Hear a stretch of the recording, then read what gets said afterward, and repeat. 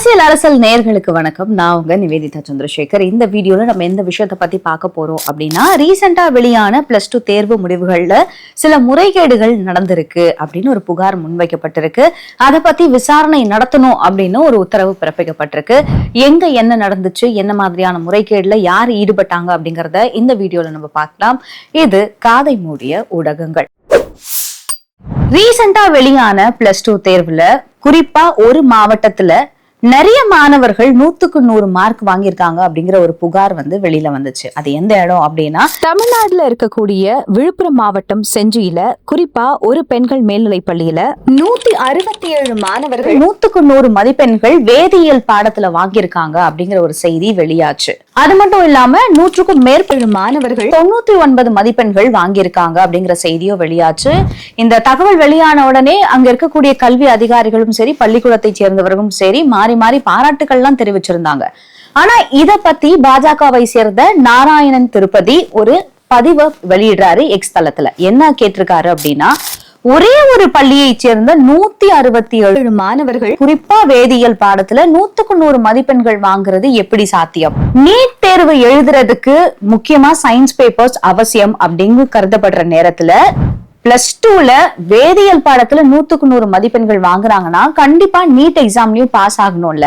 NEET exam எழுதக்கூடிய மாணவர்கள் fail ஆகுறாங்க அப்படின்னா எப்படி +2ல 100க்கு 100 மதிப்பெண்கள் வாங்க முடியும் அப்படின்னு ஒரு கேள்வி எழுப்புறாரு. அது மட்டும் இல்லாம இந்த விஷயம் கொஞ்சம் கூட சாத்தியமே கிடையாது. விடைத்தாள் திருத்தலப்போ ஏதோ ஒரு முறைகேடு நடந்திருக்கு.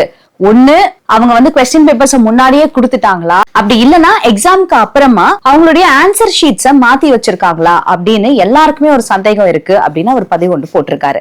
இப்போ நம்மள மாதிரி சாமானிய மக்களுக்கு தோணக்கூடிய ஒரு விஷயம் தானே இது.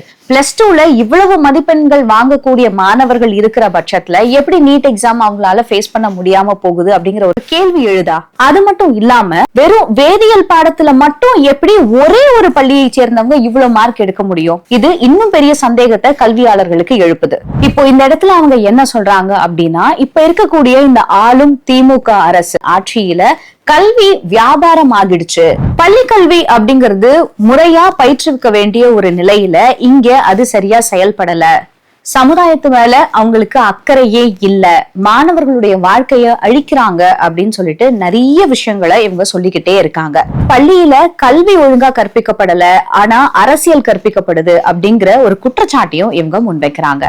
இப்போ நமக்கு எழக்கூடிய கேள்வி என்ன அப்படின்னா, இந்த 167 மாணவர்கள் அதுவும் ஒரே ஒரு அரசு பள்ளியில எப்படி இவ்வளவு மார்க் எடுத்தாங்க அப்படிங்கறத விசாரணைக்கு ஈடுபடுத்தணும். விசாரணை செஞ்சு யாரு முறைகேட்டுல ஈடுபட்டு இருக்கா அப்படின்னு தெரிய வரணும் அப்படின்னு இந்த விஷயங்கள் வெளியில வந்த உடனே இப்போ இந்த மதிப்பெண் முறைகேட்டுல என்ன நடந்துச்சுன்னு கண்டிப்பா விசாரணை நடத்தியே ஆகணும் அப்படின்னு ஒரு உத்தரவை பிறப்பிச்சிருக்காங்க. இப்போ இந்த உத்தரவு பிறப்பிச்சிருக்க இந்த நிலையில விசாரணை தொடங்கினதுக்கு அப்புறமா தான் இந்த மதிப்பெண் முறைகேட்டுல யாரு ஈடுபட்டா, எப்படி இது நடந்துச்சு அப்படிங்கிற விஷயங்கள் நமக்கு தெரிய வரும். சோ பொறுத்திருந்து பார்ப்போம். ஆனா இந்த மாதிரி மதிப்பெண்கள் வந்துருச்சு அப்படின்னு செய்திகளை வெளியிட்ட ஊடகங்கள் இப்போ இவர் முன்வச்ச இந்த கேள்விக்கு என்ன மாதிரியான பதில சொல்ல போறாங்க அப்படிங்கறதையும் நம்ம பொறுத்திருந்துதான் பார்க்கணும். இது காதை மூடிய ஊடகங்கள்.